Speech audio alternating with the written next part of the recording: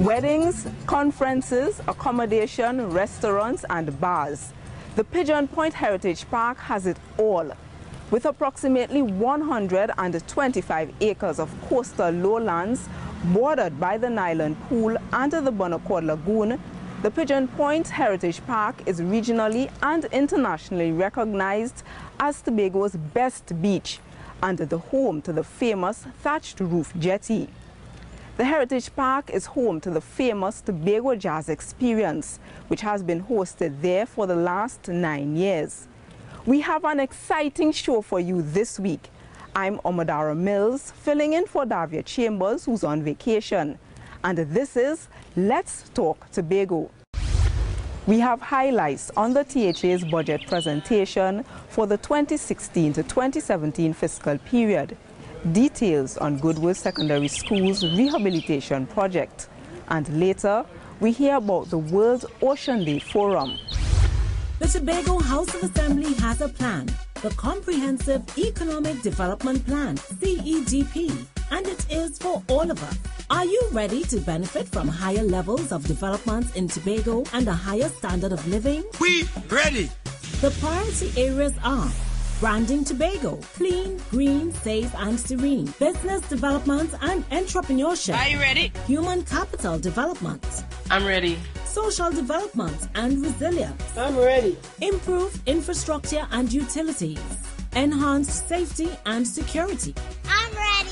Environmental sustainability. Tourism. Are you ready? Marine resources and forestry. Are you ready? Good governance and institutional reform. The CEDP is ready. Join us and get on board. Let's travel the island, straight back to my land, even to Thailand.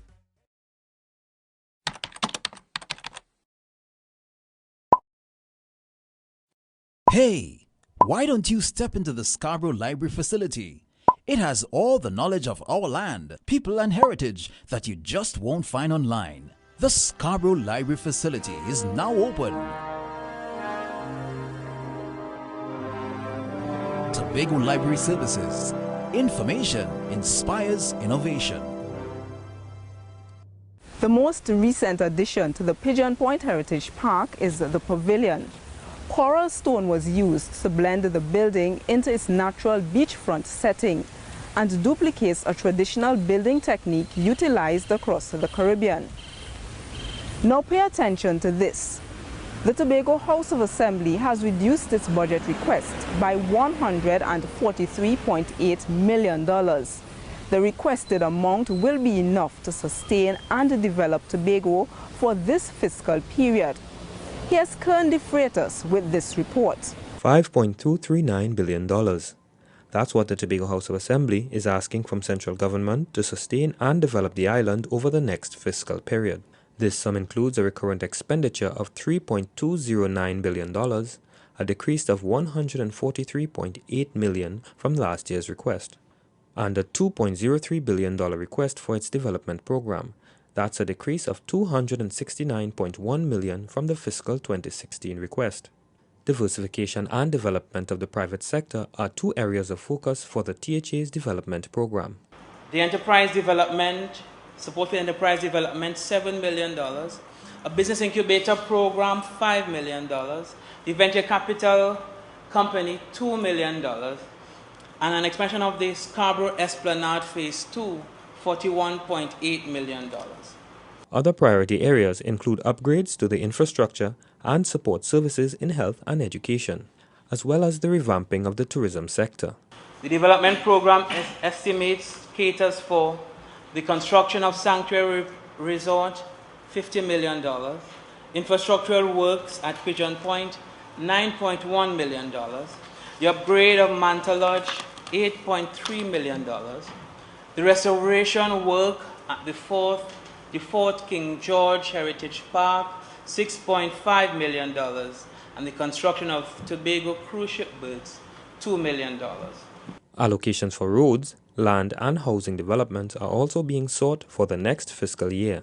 Agriculture too is high on the Assembly's list of budgetary requirements. The Agricultural Access Road Program, $60 million. The construction of the Scarborough Abattoir, $20.5 million. The construction of the Scarborough Market, $20.2 million. Improvements to beaches and landing facilities, $10 million. And the development of an agro park or model farm at Friendship Estate, $5 million. There's a separate request for $80.3 million for URP and $54 million for CPEP. In keeping with the 6th schedule of the THA Act 40 of 1996, the Assembly expects to receive funds from government ministries for several projects under their purview. These include construction of a new terminal at the A&R Robinson International Airport, construction of the Old Grange and Roxborough police stations, and the building of a southwest wastewater treatment plant. I'm Kearney Freitas for Let's Talk Tobago. The Heritage Pavilion building was designed and constructed to host corporate retreats, luncheons, weddings and receptions. You also have the option to use air condition or go for the more environmentally friendly open-air choice. And speaking of the environment, the Chief Secretary of London tackles the issue of protecting no man's land as Tobago attempts to increase its room stock level. Here are the details. The proposed Sandals Resort development is still in its initial stages. The site visits, aerial tours and meetings with central government, as well as the Tobago House of Assembly, surround a total of 600 acres of land in southwest Tobago. No man's land, one of the estates being explored for development, has been used by the public for years. Chief Secretary Over London gave the assurance that despite the talks, this area will remain untouched. It has been very clear, it was clear at that point in time, and it is clear at this point in time that no man's land will always be a public space. In addition to that, I want you to bear in mind that most of that area is what is called a Ramsar site. And a Ramsar site is not just national, there are international regulations as to how you treat with a Ramsar site, so that there is no question about protecting the environment and ensuring that nothing is done to damage the environment. A Ramsar site is a wetland considered to be of international importance and is protected by governments. Mr. London says that if anything is to be built, the Sandals team will need to get environmental clearance and other forms of town and country planning approvals, processes that will take a long time. The Chief Secretary says Angostura Holdings had plans for the area more than a decade ago. It took them 3 years. And during those 3 years, they had discussion with the Tobago House of Assembly. I met with them on a number of occasions, their representative. They had extensive discussions with the people at in the Tobago groups, Tobago sectors. And then after that, based on the recommendations that we would have made and the people of Tobago would have made, there were certain conditions that were put down. All parties involved are interested in the idea of having a Sandals resort and agree that it will benefit Tobago's tourism. But much still has to be done before the idea becomes reality, and that is still years away.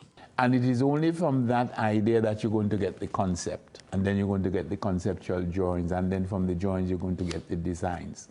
So I want people to understand how very far away we are from a final design. The Chief Secretary has stressed that a development of this kind will have to be sustainable for the people, the environment, and the benefits it can bring to the tourism sector. I'm Kearney Freitas for Let's Talk Tobago. The ambience here at this heritage facility is warm and elegant, as the view of the calm Caribbean Sea dominates the beachfront facility. We stick close to the ocean as we bring you details on the newest fishing facility to open its doors to the public. Charlottesville's fisherfolk now have a place where they can clean, store and sell their catch. Here's more in this story. Fishing is one of the major pastimes and income earners for Charlottesville, so the opening of the new Charlottesville fishing facility was a great occasion for the fishermen in the village. It's a step that should help improve the fishing industry in East Tobago. I am certain that this new facility will improve fish handling, reduce post-harvest loss, and showcase the great quality and the different variety of seafood which the fisher folk of Charlottesville have to offer to their customers. But a spanking new facility also brings the expectation that the building will be put to good use, be well maintained, and utilized in a way that will benefit the community. One of the things I've always recognized about the people of Charlottesville is that they understand quality, they demand quality, and they accept nothing less than quality. And we in the Tobago House of Assembly have kept our bargain with respect to that. We have given Charlottesville quality on every single occasion. Every single occasion. And we will continue to give you quality. But I'm saying that we want something in return. The people of Charlottesville and the people of Tobago East must take the responsibility to utilize these quality offerings from the Tobago House of Assembly to their own benefit and the benefit of their community. The fisherfolk were also advised to work together and come up with collective strategies to help run and maintain the facility. I also want to use this opportunity to encourage the fishermen that they also have a critical role to play in that regard. And so they too in this community must determine what are their roles and responsibilities that they need to act out in order to ensure that we have the sustainable development of the fishing sector in this particular village. The facility is part of the THA's thrust to boost food production on the island. I'm Kern DeFreitas for Let's Talk Tobago. Details on the Goodwood Secondary School's rehabilitation project after this short break. We'll be right back.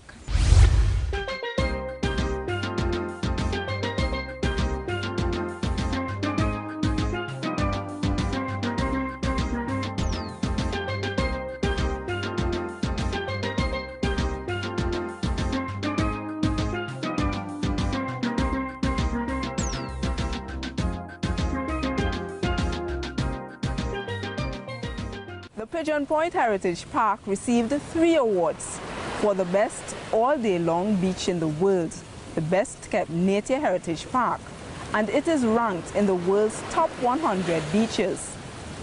Now, Pigeon Point Heritage Park is not the only boast in this show, as Goodwood Secondary School is taking pride in its wetlands rehabilitation project.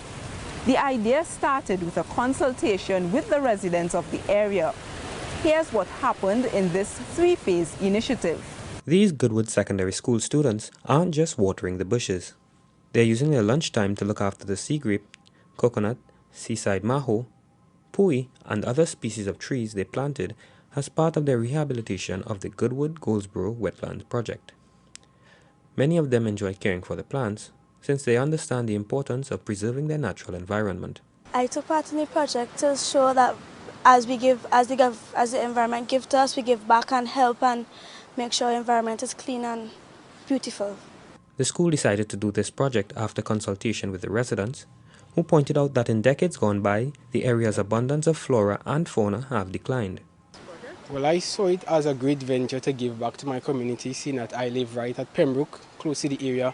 I saw it as an opportunity to give back. They were able to fund the project after they won the Best Proposal category in the Pride of Tobago competition, an initiative of the Division of Community Development and Culture. The group received assistance from the officers of the THA's Department of Natural Resources and the Environment in selecting, planting, and caring for the trees. So the increased number of trees in the area will provide an additional shoreline protection from climate change and hurricanes or storms or whatever. So it provides additional storm buffer for the community. And they say that it's in itself, wetlands act like sponges, right, where they absorb a lot of water and then release it over time. So if we could produce, rehabilitate the wetland, then that will reduce the effects of flooding. It's a 3-phase initiative. The first phase, which is already done, involved planting the trees. Phase 2 involves crown lifting, which is strategically cutting the lower branches of trees in the middle of the mangrove to increase visibility to the shoreline and provide security for visitors and residents. The third phase is the awareness campaign, the posting of information signs about the vegetation in the area. I'm Kern de Freitas for Let's Talk Tobago. Can you picture yourself living here at Pigeon Point? While you can't stay permanently, it is possible to spend the night at the property's bungalow, which is minutes from the clear waters of the beach.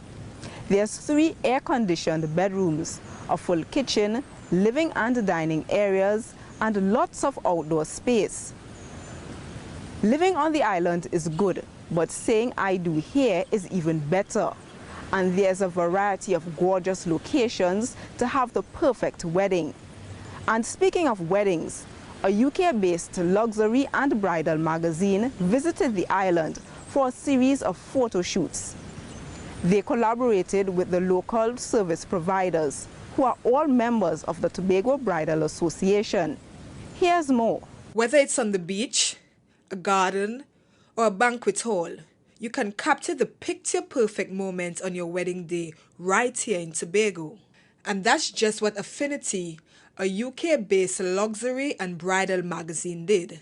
An Affinity team visited the island for a series of photo shoots at locations such as Pigeon Point Heritage Park and Fort King George. Well, I think just that. I think the magazine would have allowed for Tobago to be promoted internationally. From that, we hope to garner more destination weddings, have people attracted to the range of beautiful venues that Tobago has to offer. So I think that we will see, coming out of the UK, an increase in some destination weddings. Getting those shots required collaboration with a local group of goods and service providers who are members of the Tobago Bridal Association. The association has close to 20 members, including hoteliers, restaurant owners, florists, photographers, cake decorators, bar service and tour operators. We have seen a lot more collaboration among service providers, and we have seen, and just that alone, we have seen a lot of benefits in allowing just people being more comfortable, people becoming more knowledgeable even internally of what services, what products, what are available on the island. The Tobago Bridal Association was started in 2012 out of an initiative from the Division of Tourism and Transportation to promote the island as a wedding destination. The division has also made it possible for the association members to attend wedding trade shows, which will help improve the quality of services provided for events. I think that the Tobago Bridal Association, we have a mandate to raise the standards of service provided in Tobago. The only thing that it will do is allow us to continue to work towards raising those best practices, having everybody be operating at the same level, same playing field, but basically to function at industry standards. Tobago Bridal Association members are not just service providers. They've also received training in contract management and developing a strong social media presence. I'm Crystal George for Let's Talk Tobago. The park opens from 9 a.m. to 5 p.m. and there are shops for crafts, souvenirs and beach accessories, as well as complimentary Wi-Fi. Let's take your attention away from the beach facilities for 1 minute and direct it to the ocean. Healthy Oceans, Healthy Planet. This was the theme used for World Oceans Day. Why should we care? Here's this story from Crystal George. But the story is nothing wrong with engaging in exciting outdoor activities on the beach, you know. But when you drop plastics in the oceans and on the beachfront, it affects over 600 marine animals. The ocean is the heart of the planet. It feeds billions of people, regulates the climate, and produces oxygen. That's why it's important to keep our oceans clean. So this year, for the World Oceans Day, the theme was Healthy Oceans, Healthy Planet. This year, special emphasis is being placed on putting a stop to plastic pollution. Tobago also celebrated with a workshop facilitated by the Division of Agriculture, Marine Affairs, Marketing and the Environment. There's the debris that the birds also ingest. There was a study that was done on albatross, and 40% of the albatross chicks had died. Chicks that barely eating anything, that the adults bring food for them, 40% had died from plastic ingestion. Plastics also pollute our waterways for a very long time, since they degrade very slowly. There are also health impacts for humans. Plastics can affect your reproduction, males and females. Okay? It could cause cancer, all sorts of things. For the boys, it blocks testosterone. The division wants to ensure the health and safety of our communities and future generations. So they're asking the public to care for the ocean as it cares for us. We can do this by being more responsible with how we dispose of our refuse. I'm Crystal George for Let's Talk Tobago. Coming up, details on the Chief Secretary's Charity Golf Tournament. Don't move, we'll be right back. The Tobago House of Assembly has a plan, the Comprehensive Economic Development Plan, CEDP, and it is for all of us. Are you ready to benefit from higher levels of development in Tobago and a higher standard of living? We ready! The priority areas are branding Tobago, clean, green, safe and serene, business development and entrepreneurship. Are you ready? Human capital development. I'm ready. Social development and resilience. I'm ready. Improved infrastructure and utilities. Enhanced safety and security. I'm ready. Environmental sustainability. Tourism. Are you ready? Marine resources and forestry. Are you ready? Good governance and institutional reform. The CEDP is ready. Join us and get on board. Let's travel the island, straight back to my land, even to Thailand. Pigeon Point Heritage Park is famous for hosting Reggae on the Beach, the Tobago Dragon Boat Festival and the Spring Break. The cool ocean breeze and the view of the Caribbean Sea is the perfect backdrop to any event. Now, the annual Chief Secretary Charity Golf Tournament is a competitive event which has been hosted for 12 years. Amateur players from all over the Caribbean congregate at the Tobago Plantations Golf Course for the overall title. Here's more in this story. For 12 years, the annual Chief Secretary's Charity Golf Tournament has been supporting worthy causes in Tobago. It's also highly competitive as amateur golfers from across the Caribbean converge on the greens of the Tobago Plantations Golf Course for the overall title and the bragging rights. But its greatest value is the support it gives to individuals and organizations in need. I support the tournament because of the benefits that accrue to Tobago consistently and the potential that this tournament have to bring even further benefits to Tobago. There were also a prize-giving ceremony on the closing night for the winners, as well as special prizes. Mr. London says he is hopeful that the tournament will continue even after his tenure as Chief Secretary ends next year. I am certain that any right-thinking Chief Secretary in the future will ensure that the Tobago House of Assembly continues to support it so that Tobagonians and Tobago and the country at large will continue to benefit from it. The Chief Secretary says events like these are also important for the ability to bring people together and working for a cause. And I always say if the country is to be unified or to be even more unified, it's not the politicians that are going to do it, it's the people.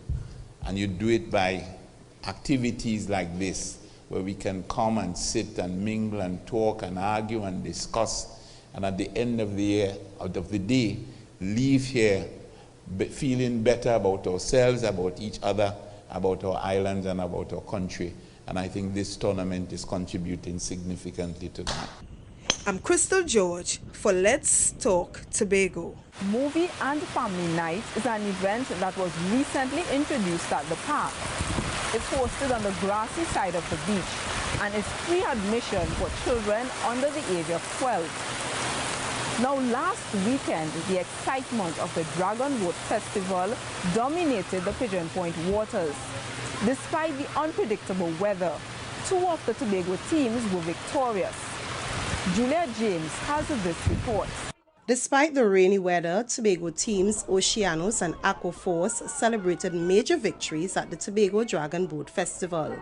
Aquaforce's women cupped first place in the 500-meter endurance race, beating out veteran team Aquaholics from Trinidad.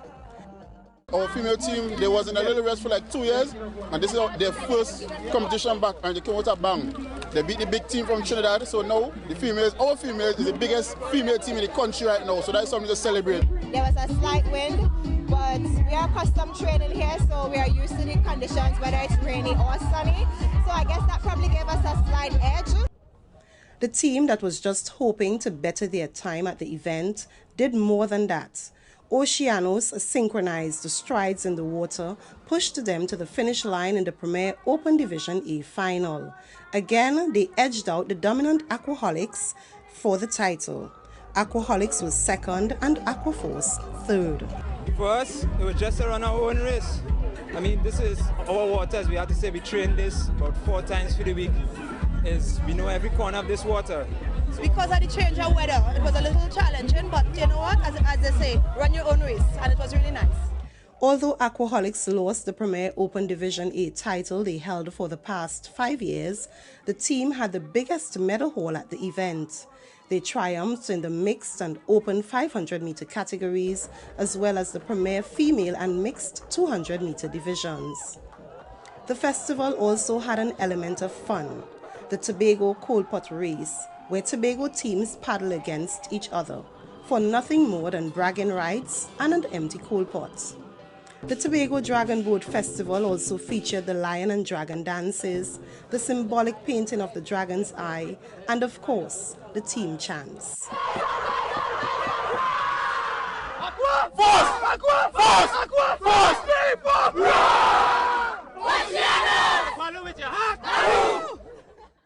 From the Division of Tourism and Transportation, I'm Juliet James for Let's Talk Tobago.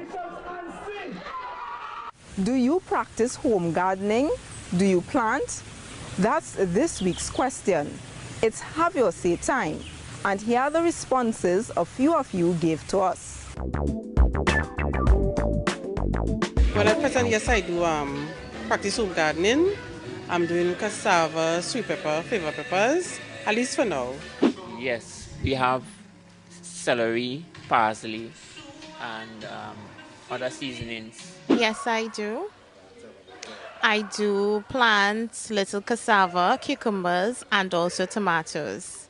Yeah, well, I just plant a little pumpkin, cucumber, little sweet pepper. Yeah, okra, tomatoes, and hot pepper. Plantain, banana, chive, lettuce, a little cucumber, pumpkin. Well, you know, little home things now. Yes, I do. Cucumber, plantain. I do my little kitchen garden for myself. Little things like pimentos and tomatoes and cabbage. You know, little things you can find, you know, expensive. I do it at home for myself. We close another edition of Let's Talk Tobago. And as always, we thank you for watching. Please email us your comments or queries about the program. And be sure to visit our website, like us on Facebook, and subscribe to our YouTube channel. From our house to yours, I'm Omadara Mills, along with the Department of Information, Office of the Chief Secretary, Tobago House of Assembly, wishing you a safe and productive week.